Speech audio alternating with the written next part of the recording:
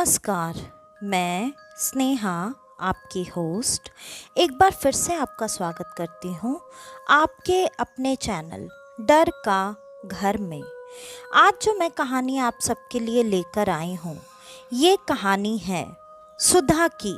सुधा जो कि एक बहुत ही सुलझी हुई, समझदार, संस्कारी और अच्छी लड़की थी। सुधा की शादी के लिए काफ़ी समय से उसके माता पिता उसके लिए एक अच्छा सा रिश्ता ढूंढ रहे थे। जैसे तैसे उसकी शादी हो गई, लेकिन उसके माता पिता के ढूंढे हुए रिश्ते से नहीं। सुधा ने एक बार अपने माता पिता से हिम्मत करके अपने काफ़ी पुराने कॉलेज के प्यार के बारे में उनको बताया, और माता पिता भी लड़के से मिलने को तैयार हो गए। और उन्हें बस इतना ही चाहिए था कि उनकी बेटी खुश रहे। जब वो लड़के से मिले तो लड़का भी उन्हें काफ़ी पसंद आ गया, क्योंकि लड़का भी बिल्कुल सुधा की ही तरह था। और तो और लड़का एक बहुत अच्छे परिवार से था। वो बहुत अच्छी नौकरी भी कर रहा था। सब कुछ तय हो गया और बहुत जल्दी ही शादी भी हो गई। सुधा की शादी होने के बाद सुधा अपने परिवार में काफ़ी खुश थी। थोड़ी बहुत जो भी खटपट होती भी थी, वो सिर्फ और सिर्फ उसके सास से ही होती थी। उसकी सास का ये कहना था कि जितनी अच्छी नौकरी उनका बेटा करता है, उतनी अच्छी नौकरी पे तो सुधा जैसी पता नहीं कितनी लड़कियां उसे मिल जाती। साथ ही साथ लेन देन भी काफ़ी अच्छा होता। लेकिन सुधा इन सारी बातों को हमेशा इग्नोर कर दिया करती थी, क्योंकि सुधा अपनी जगह उस परिवार में बनाना चाहती थी। परिवार वालों के दिल में अपनी जगह बनाना चाहती थी। वो ये बात अच्छे से जानती थी कि आज नहीं तो कल सब कुछ अच्छा हो ही जाएगा। लेकिन कुछ ही दिनों बाद सुधा का बिहेवियर काफ़ी अजीब सा होने लगा। सुधा बात बात पर काफ़ी चिढ़ने और गुस्सा होने लगी। सुधा हर बात पर चीखती चिल्लाती, अजीब सी हरकतें करती, लड़ाइयाँ करती। सुधा अब ऐसी हो गई थी जैसी कि सुधा कभी थी ही नहीं। और सुधा के इस बिहेवियर से उसकी सास को तो जैसे मौका मिल गया अपने बेटे के नज़र में सुधा को गिराने का। वो बार बार सुधा के हर चीज़ के बारे में अपने बेटे को और बढ़ा चढ़ा कर बताया करती। और बेटा हमेशा जॉब से थक हार कर घर आने के बाद सुधा से जब भी बात करने की कोशिश करता, सुधा अब अपने पति से भी बात करने को बिल्कुल तैयार नहीं थी। सुधा हर बार अपने पति से बहुत बुरी तरीके से लड़ाई करती। अब आलम ये था कि सुधा अपने पति पर चीखने चिल्लाने लगी थी। सुधा का इस तरीके से अचानक से बिहेव करने लगना, उसके पति को ये बात कुछ हजम नहीं हो रही थी, क्योंकि वो सालों से सुधा को जानता था और उसे ये बात अच्छे से पता थी कि सुधा ऐसी है ही नहीं जैसी वो अभी हो गई है। इसके वजह से पति ने अपनी पत्नी के इलाज के लिए डॉक्टर्स के पास जाना शुरू किया। धीरे धीरे सुधा का स्वास्थ्य गिरने लगा।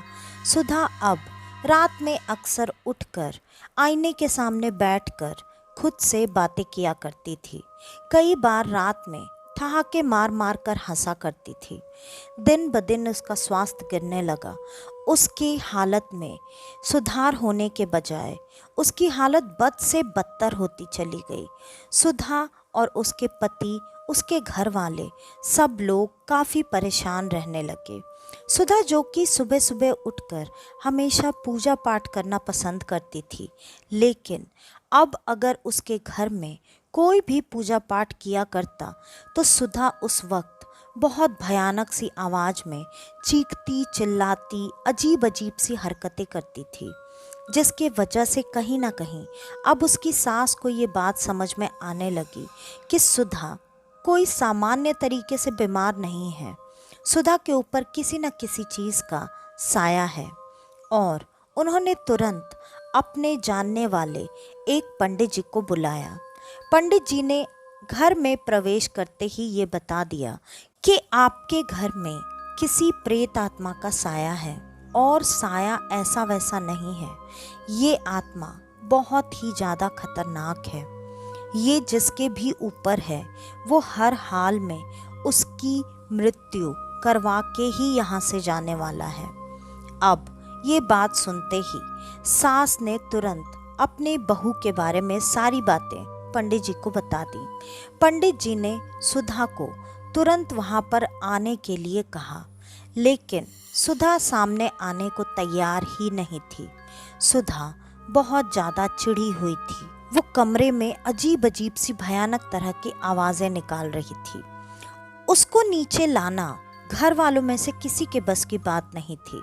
सबने कोशिश कर ली, लेकिन उसने सबको धक्का देकर अपने कमरे से बाहर फेंक दिया। और फिर बाहर फेंकने के बाद उसने दरवाज़ा अपने बेड पर ही बैठे बैठे इशारे से ही बंद कर दिया। वैसे भी ऐसी शक्तियों के लिए ये खेल दिखाना कोई बड़ी बात नहीं है। अब पंडित जी उस दरवाजे पर आ चुके थे। सब ने मिलकर दरवाज़ा खुलवाने की बहुत कोशिश की, लेकिन सुधा दरवाज़ा खोलने को बिल्कुल तैयार नहीं थी और सबके लाख कोशिशों के बाद भी वो दरवाज़ा खुलवा नहीं पाए। आखिरकार पंडित जी ने फिर अपने मंत्रों की शक्ति से उस दरवाजे को खोला। जब उन्होंने उस दरवाजे को खोला तो नज़ारा देखकर सबकी रूह कांप चुकी थी। सारे लोग डर कर दरवाजे के बाहर ही थर थर कांपने लगे। किसी ने भी कमरे के अंदर आने की एक बार भी कोशिश तक नहीं की। सुधा हवा में तैर रही थी। वो हवा में तैरते हुए जोर जोर से ठहाके मारकर हंस रही थी। वो बेड से काफ़ी ऊपर हवा में उठी हुई थी और वो लेटी हुई अपने गर्दन को पूरी तरह से नीचे की तरफ झुकाकर इतनी भयानक हंसी हंस रही थी। और उस वक्त उसका चेहरा भी इतना डरावना लग रहा था जिसकी कोई हद नहीं थी। जी के अंदर कमरे में प्रवेश करते ही दरवाज़ा फिर से अपने आप बंद हो चुका था और अब अंदर से काफ़ी चीखने चिल्लाने की तेज तेज आवाज़ें आ रही थीं। ये आवाज़ें सुनकर उसका पति अब इतना ज़्यादा डर चुका था कि वो ऐसे वक्त पे अपनी पत्नी के साथ वहाँ पर रुकना चाहता था, लेकिन उसके माँ ने उसके हाथों को कसकर पकड़ रखा था और ये कहा, चाहे जो हो जाए, पंडित जी ने दरवाजे के अंदर आने से किसी को भी मना किया है। फिर भी सुधा का पति कुछ भी सुनने को तैयार नहीं था। उसने दरवाज़ा खोला और दरवाज़ा खुल गया। वो कमरे के अंदर दाखिल हो गया। कमरे के अंदर दाखिल होते ही दरवाज़ा वापस से बंद हो गया। पंडित जी ने सुधा के पति को इशारे इशारे में वहाँ से बाहर जाने को कहा, लेकिन वो बाहर जाने के लिए तैयार नहीं था। और पंडित जी ने फिर उसे ये बात भी कही कि अगर तुम यहाँ पर रुकना चाहते हो तो रुक तो सकते हो, लेकिन चाहे जो भी हो जाए, बीच में इस क्रिया विधि में ना तो तुम्हें टोकना है और ना ही अपनी पत्नी के पास जाकर उसे छूने की गलती से भी कोशिश करनी है, क्योंकि ये आत्मा एक ऐसी भयानक और अतृप्त आत्मा है जिस आत्मा को हर हाल में किसी न किसी के शरीर की ज़रूरत है।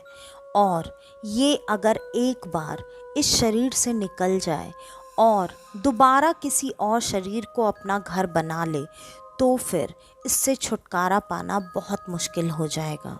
सुधा के पति ने पंडित जी की सारी बातों पर वहाँ उस वक्त तो हामी भर दी और वो वहीं पर रुका रहा।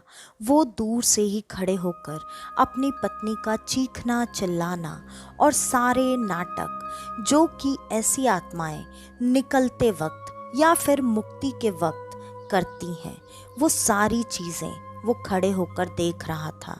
लेकिन तभी सुधा ने रोते हुए गिड़गिड़ाते हुए अपने पति के तरफ हाथ बढ़ाते हुए उससे दया और मदद की भीख मांगना शुरू कर दिया। पंडित जी लगातार मंत्रों का जाप कर रहे थे और उनकी आंखें बंद थी। सुधा की ऐसी हालत देखकर अब उसके पति से बर्दाश्त नहीं हुआ और उसके पति ने सुधा का हाथ पकड़ लिया। उसने जैसे ही सुधा का हाथ पकड़ा वैसे ही पंडित जी की आंखें खुल गईं, क्योंकि उनकी साधना बीच में खंडित हो चुकी थी। पंडित जी ने फिर भी ये सारे उपचार जारी ही रखे और काफ़ी देर की साधना, पूजा और परेशानियों के बाद, क्योंकि इस वक्त सुधा अपने पति को दबोचे हुए थी और वो उसके शरीर पर नोचना, खरोंचना, उसे नुकसान पहुंचाना, सारी चीज़ें कर रही थी। पंडित जी को बार बार धमकी दे रही थी कि वो उसके पति को लेकर चली जाएगी, लेकिन पंडित जी ने अपनी पूजा बीच में नहीं रोकी। उन्हें ऐसा लगा कि शायद छूने के बाद भी पूजा खंडित नहीं हुई है। थोड़ी देर में माहौल पूरी तरह से शांत हो चुका था और पंडित जी को ऐसा लगा कि उस आत्मा को मुक्ति मिल चुकी है। पंडित जी ने पूजा समाप्त करके जो भी चीज़ें करनी थीं वो सारी चीज़ें की और सुधा के लिए एक तावीज़ जो वो लेकर आए थे वो तावीज़ सुधा के गले में बांध दिया। सुधा से ये कहा कि इस आत्मा की मुक्ति तो हो चुकी है, लेकिन मुझे फिर भी कुछ आशंकाएं हैं, तो अगर तुम्हें किसी भी तरह की कोई भी परेशानी दोबारा महसूस होती है तो तुरंत मुझे बताना। इसका मतलब शायद मेरा शक सही निकलेगा, मतलब पूजा शायद बीच में खंडित हो चुकी है। सुधा ये बातें सुनकर घबरा रही थी, लेकिन पंडित जी ने उसे समझाते हुए कहा, बेटा इसमें डरने और घबराने की कोई बात नहीं है, तुम बिल्कुल चिंता मत करो। अगर ऐसा कुछ होगा और तुम्हें थोड़ा सा भी आभास हो तो समय रहते बस हमें कॉल करके बुला लेना, हम सारी चीज़ें संभाल लेंगे। तुम्हें चिंता करने की कोई ज़रूरत नहीं है, तुम अपना ख्याल रखो। और उसके पति से भी उसका ख्याल रखने को कहकर वो वहाँ से अब चले गए थे। अगले दिन से सुधा वापस से अपने घर गृहस्थी में अपनी घर की सारी चीज़ों को, जो कि इतने दिनों से उसके बिहेवियर के वजह से बिगड़ चुका था और ज़्यादा खराब हो चुका था, उन चीज़ों को सुधारने में, अपनी सासू माँ को मनाने में लगी हुई थी। वो इन सारी चीज़ों के वजह से काफ़ी कमज़ोर महसूस कर रही थी, वो काफ़ी परेशान थी। फिर भी उसने अपनी किसी भी तरह के किसी भी काम में कोई कमी नहीं की। वो हर वो चीज़ कर लेना चाहती थी जो कि उसकी सासू माँ सोच भी नहीं सकती हैं, और सुधा वैसे ही सारी तकलीफ़ों को झेलते हुए सारे काम अच्छे से करने की कोशिश कर रही थी। ऐसे ही करते करते लगभग 10 दिन बीत चुके थे और 10 दिन बीतने के बाद धीरे धीरे उसे अपने पति के स्वभाव में काफ़ी बदलाव महसूस होने लगा। पत्नी से बेहतर कोई भी अपने पति को जान और समझ नहीं सकता है। यही चीज़ सुधा के भी साथ थी। सुधा हर वो छोटी छोटी बातें, हर वो छोटी छोटी हरकतें नोटिस करके समझने लगी थी, जो चीज़ें शायद उसकी माँ को भी समझ में नहीं आ रही थी। सुधा ने इस बात का जिक्र एक बार अपनी सास से करने की कोशिश भी की, लेकिन सास ने इस चीज़ पर भड़कते हुए ये कहा, तुम्हारा दिमाग खराब है क्या? अभी तक तुम्हें भूत पकड़ा हुआ था, अब वो भूत क्या मेरे बेटे को पकड़ेगा? तुम क्या चाहती हो, मेरे बेटे की जान चली जाए? हाँ, तुम तो चाहोगी ही ये। वैसे भी तुम इस घर में रहना कहाँ चाहती हो? तुम्हें तो अब दूसरा पति चाहिए होगा ना। और भी काफ़ी सारी बुरी भली बातें उसने अपनी बहू को तुरंत एक सांस में सुना डाला। जब इतनी सारी बातें सुधा को कह दी गईं, तब सुधा भी चुप लगा गई, लेकिन काफ़ी सारी चीज़ें जो कि वो चाह कर भी इग्नोर नहीं कर पा रही थी, और सारी छोटी बड़ी हरकतें वो नोटिस करती जा रही थी। और इसके वजह से उसे ऐसा अब महसूस होने लगा था कि उसके पति उससे काफ़ी दूर चले गए हैं। वो जो कि दिन रात सुधा चाहे बात करे ना करे, दिन रात पीछे पीछे घूमकर सुधा से बातें करने की कोशिश करना। सुधा अगर किचन में अकेली खड़ी होकर काम कर रही है तो वहाँ पर जाकर सुधा को मदद करने की कोशिश करना। सारी चीज़ें पूरी तरह से बदल चुकी थी। सुधा को इतने तकलीफ में देखने के बाद भी उसके पति को कोई खास फर्क नहीं पड़ रहा था और बार बार वो पति का हक जताने के लिए आगे आ जाया करता था।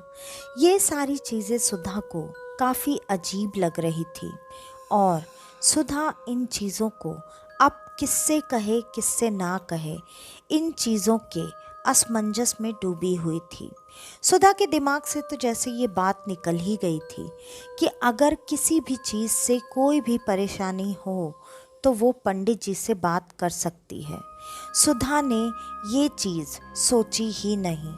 वो जैसे तैसे अपने दिन काट रही थी और सारी चीज़ों को अकेले ही ठीक करने की कोशिश कर रही थी। अब उसके पति जो कि काम को लेकर काफ़ी डेडिकेटेड थे, वो काम को लेकर काफ़ी आनाकानी करने लगे थे। वो काम पर जाना भी अब बिल्कुल पसंद नहीं करते थे। ज़्यादातर वक्त वो घर में बैठे बैठे बिताना पसंद करते थे। ये सारी चीज़ें उसके पति ने पहले कभी नहीं की थी। आज तो हद हो गई। उसके पति आज घर में शराब और मांसाहार की चीज़ें लेकर आए और उन्होंने ये कहा कि वो आज ड्रिंक करना चाहते हैं। इससे पहले कभी भी उसके पति ने ड्रिंक करने की इच्छा जाहिर ही नहीं की थी और वो लोग तो प्योर वेजिटेरियंस थे। उनके घर में मांस मछली का कभी नाम भी नहीं लिया जाता था। ऐसे में वो खुद जाकर बाहर से शराब और मांस लेकर आए। ये बात तो आज जाने अनजाने लेकिन उसकी माँ ने भी नोटिस किया और तो और उन्हें ये बात बिल्कुल अच्छी नहीं लगी। वो खड़ी होकर अपने बेटे को भला बुरा सुनाने लगी और ये कहने लगी, तुझ पर इस औरत का बहुत गंदा असर पड़ गया है। ऐसी गंदी हरकतें तो तूने आज तक नहीं की। आज क्या हो गया है तुझे जो तुझे ये गंदी चीज़ें खानी और पीनी है? और अगर ऐसी कोई हरकत करनी ही है तो यहाँ हमारे घर में बैठकर करने की ज़रूरत नहीं है, निकल जा यहाँ से। और भी काफ़ी कुछ वो लगातार अपने बेटे को कही जा रही थी, लेकिन बेटा था कि सारी चीज़ें जैसे उसे कुछ सुनाई ही नहीं दे रहा, ना ही उसे कोई फ़र्क पड़ रहा है। वो बैठे बैठे आराम से अपने दारू के पैक्स बनाते रहा और माँ के सामने ही बैठकर पीता रहा। मांस के टुकड़े वो ऐसे चबा चबा कर खा रहा था जैसे कि शायद ही कोई इंसान खाता होगा। पहले तो इन चीज़ों पर ज़्यादा ध्यान नहीं गया क्योंकि उन्हें मांस और मांसाहार के बारे में कोई खास जानकारी नहीं थी। लेकिन इतना तो हर इंसान को पता होता है कि अगर आप मांसाहार भी कर रहे हैं तो भी आप हड्डी तक नहीं चबाते। यही चीज़ें वहाँ दूर खड़ी होकर सुधा देख रही थी। जो मांस के टुकड़े उसके पति खा रहे थे, उसके अंदर की हड्डियाँ तक वो कचर कचर की आवाज़ के साथ लगातार खाए जा रहे थे, चबाए जा रहे थे। और तो और जब उनके मुंह से अगर वो मांस का टुकड़ा थोड़ा बहुत भी बाहर लटकता तो वो हाथों से उसे अंदर नहीं करते, वो घुमा कर करके जीभ से खींच कर उसे अंदर खींच लिया करते और फिर वापस से कचर कचर की आवाज़ के साथ उसे बहुत गंदे तरीके से खाते चले जा रहे थे। जब जब वो जीभ को बाहर निकाला करता था तो उसकी ज़बान नॉर्मल इंसान से काफ़ी लंबी हुआ करती थी और तो और उसकी ज़बान का रंग गुलाबी या कोई और नहीं, काला या अजीब सा नीला जैसा पड़ चुका था, जो कि नॉर्मल इंसान की जीभ इस रंग की तो कभी नहीं होती है। ये चीज़ देखकर अब उसकी माँ को भी काफ़ी अजीब सा महसूस होने लगा। इतना चिल्लाने, समझाने, बोलने के बाद भी जब उस पर किसी भी बात का कोई असर नहीं हो रहा था, तो आखिरकार थक हार कर सुधा की सास सुधा के पास पहुंची और पहुंचकर ये कहने लगी, बेटा, मुझे लगता है शायद जो तुम कह रही थी वो ठीक ही कह रही थी। ये मेरा बेटा तो नहीं है, ये मेरा बेटा नहीं हो सकता। ये कैसी अजीब सी हरकतें कर रहा है।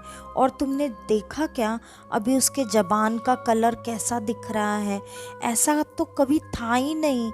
ये मेरा बेटा नहीं हो सकता। लेकिन अब हमें करना क्या चाहिए, मुझे कुछ समझ में नहीं आ रहा है। इस पर अब अचानक से सुधा को याद आ गया कि पंडित जी ने जाते वक्त ये सारी बातें बताई थीं और ये भी कहा था कुछ भी असामान्य अगर दिखे तो उन्हें तुरंत बता दिया जाए। पंडित जी वहाँ पर फ़ोन करते ही पहुँच चुके थे। पंडित जी जब वहाँ पर पहुँचे तो वो बैठा हुआ अभी भी मांस के टुकड़ों को वैसे ही खाए जा रहा था। पंडित जी ने देखते ही तुरंत कहा, उस आत्मा को अभी मुक्ति नहीं मिली है, उसने दूसरा घर चुन लिया है।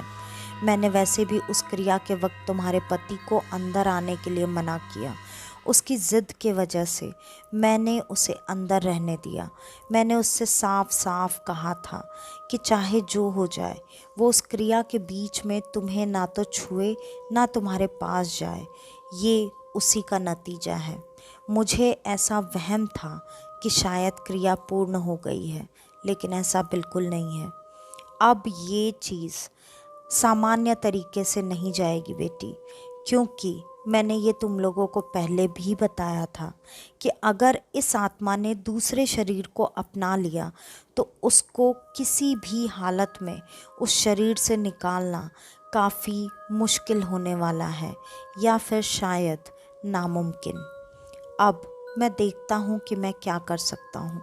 पंडित जी उसकी हालत देखकर वहाँ से जा चुके थे।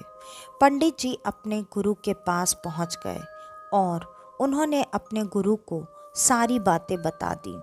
गुरु को जैसे ही सारी बातें उन्होंने बताई, गुरु ने तुरंत यही जवाब दिया कि ऐसी किसी क्रिया का बीच में खंडन होना उस आत्मा को जगह मिल जाती है किसी दूसरी चीज़ पर या शरीर पर हावी होने का। और ऐसे क्रिया टूटने के वजह से अगर कोई आत्मा एक शरीर से दूसरे शरीर में बदल ले अपना घर, तो ये काफ़ी मुश्किल होता है उसे उस दूसरे घर से निकाल कर बाहर फेंकना। लेकिन ठीक है, एक बच्चे के जान का सवाल है, तो इस क्रिया को करने के लिए मैं भी इस बार तुम्हारे साथ चलूँगा। और पंडित जी अपने गुरु जी को लेकर वहाँ उनके घर पर दूसरे दिन पहुँच चुके थे। अब जबकि वो खेल सामने से दिखाने लगा था, उसकी हरकतें काफ़ी ज़्यादा बढ़ चुकी थी। वो घर पर बहुत अजीब अजीब सी चीज़ें करने लगा था।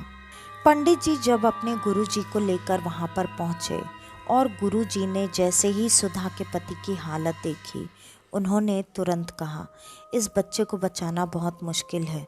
वैसे भी अब इसके पास समय बहुत कम बचा है। ठीक है, फिर भी हम क्रिया शुरू तो करते हैं, बाकी देखते हैं क्या हो सकता है। ये बातें सुनकर सुधा और उसकी सास दोनों गुरुजी के पैर में गिर चुकी थीं। दोनों रोकर गिड़गिड़ाकर बार बार अपने पति और बेटे की जान की सलामती की भीख मांग रही थी उनसे।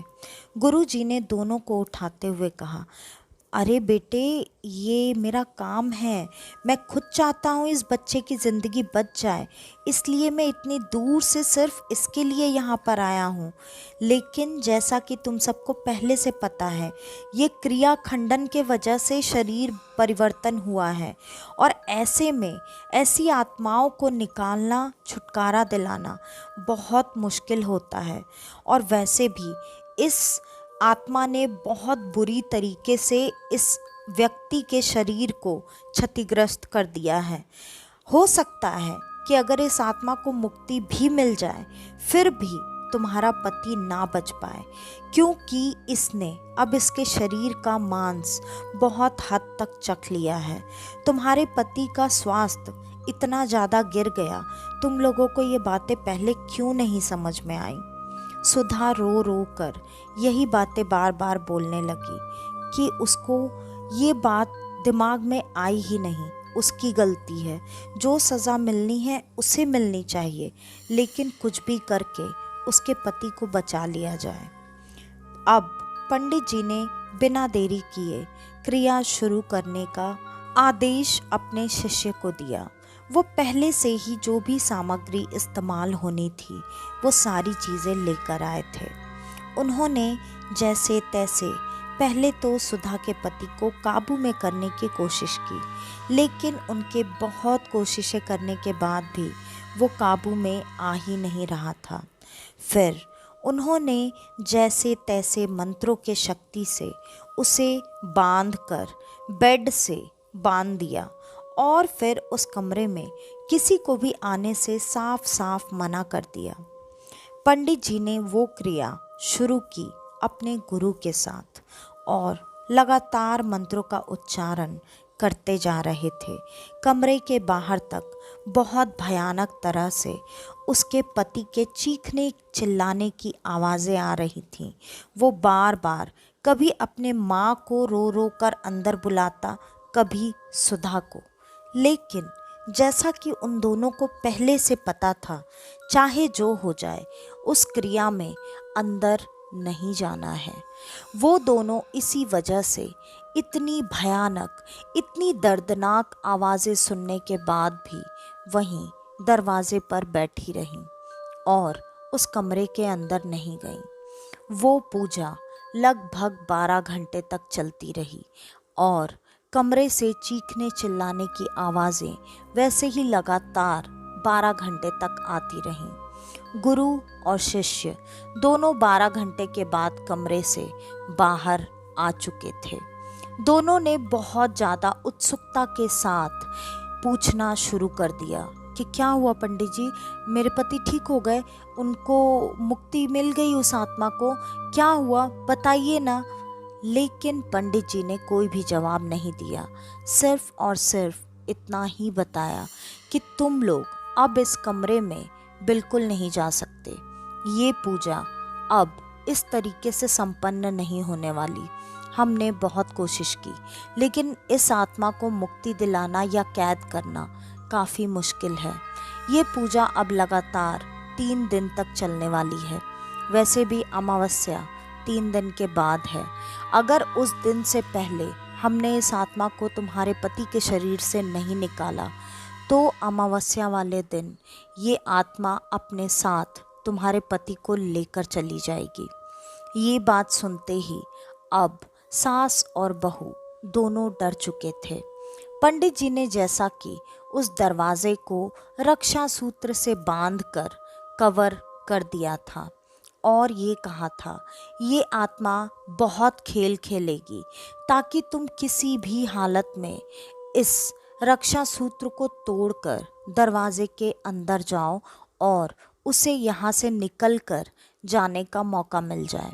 वैसे भी उसे ये बात अच्छे से पता है कि हम इस बार क्या कर रहे हैं, तो वो आत्मा यहाँ से हर हाल में निकल कर जाने के लिए कोई ना कोई खेल ज़रूर खेलेगी और हो भी सकता है कि वो तुम दोनों में से किसी को भी अपने झांसे में ले ले। और तुम दोनों इस चीज़ का खास करके ध्यान रखना, चाहे जो भी हो जाए, जो भी, कल जब तक हम नहीं आ जाते तुम दोनों में से कोई भी ना तो इस दरवाजे के आसपास आना और ना ही इस दरवाजे से इस रक्षा सूत्र को हटाना। अब पंडित जी, गुरु और शिष्य दोनों वहाँ से जा चुके थे। रात भर भी अपने निवास स्थान पर उन्होंने मंत्रों का जाप और उच्चारण जारी रखा था। वो किसी खास चीज़ की तैयारी कर रहे थे और सुबह होते ही जब वो वहाँ पर पहुँचे तब उन्होंने देखा दरवाजे पर वो रक्षा सूत्र नहीं था और उन्हें ये बात समझ में ही नहीं आई कि आखिरकार ये हुआ तो हुआ कैसे। घर में सास और बहू दोनों की लाशें पड़ी थी और उनका बेटा उस घर से गायब था। 2 दिन तक उनके पास ये आखिरी उम्मीद थी कि हो सकता है कि अगर उन्हें वो लड़का मिल जाए तो किसी भी तरह करके वो उस लड़के को उस आत्मा से मुक्ति दिला पाए। लेकिन 2 दिन के लगातार खोजबीन के बाद भी उन्हें कुछ भी पता नहीं चला और तीसरे अमावस्या वाले दिन उन्हें इस बात का एहसास तुरंत हो चुका था कि वो आत्मा उस शरीर को, उस लड़के को अपने साथ लेकर चली गई। ऐसे ही कई बार काफ़ी छोटी छोटी गलतियाँ हम पर बहुत ज़्यादा भारी पड़ जाती हैं। इसलिए कहा जाता है, अगर कोई बड़ा आपको किसी चीज़ के लिए समझा रहा हो, रोक रहा हो, मना कर रहा हो, तो वो चीज़ बिल्कुल नहीं करनी चाहिए। सुधा के पति के एक छोटी सी गलती की वजह से सुधा, उसकी सास और सुधा के पति तीनों की जान जा चुकी थी। ये परिवार पूरी तरह से खत्म हो चुका था। तो आज की ये कहानी यहीं पर ख़त्म होती है। आपको हमारी आज की ये कहानी कैसी लगी हमें कमेंट करके ज़रूर बताइएगा। और अगर आपको हमारी ये कहानियाँ पसंद आती हैं तो ज़्यादा से ज़्यादा हमारी इन कहानियों को शेयर करें। अगर आप हमारे इस चैनल पर आज पहली बार आए हैं तो हमारे इस चैनल को लाइक, शेयर और सब्सक्राइब करना बिल्कुल ना भूलें। और अगर आपके पास आपकी ऐसी कोई कहानी है जो आप हम सब के साथ शेयर करना चाहते हैं तो डिस्क्रिप्शन में दिए ईमेल आईडी या इंस्टा आईडी पर आप हमें आपकी वो कहानी भेज सकते हैं। और थैंक यू सो मच मेरे सारे प्यारे दोस्तों को जो अपना प्यारा प्यारा फीडबैक हमेशा मुझे देते रहते हैं। आप सबके प्यार और सपोर्ट की हमेशा मुझे ऐसे ही ज़रूरत थी, है और हमेशा रहेगी। और मैं यही चाहती हूँ कि आप सब अपना सपोर्ट और प्यार मेरे साथ हमेशा ऐसे ही बनाए रखें, जिससे कि मुझे आगे बढ़ने में मदद मिल सके। तो प्लीज़ प्लीज़ प्लीज़ आपका जो भी फीडबैक हो इन कहानियों को लेकर मुझे हमेशा बताइए, उससे मुझे बहुत खुशी मिलती है। तो आज के लिए बस इतना ही। मैं स्नेहा, आपकी होस्ट, आज के लिए लेती हूँ अलविदा। वापस से आपसे मिलने आऊँगी और आप सबको लेकर जाऊंगी कुछ जाने अनजाने किस्से कहानियों के सफ़र पर, आपका अपना डर का घर में। तो तब तक के लिए नमस्कार।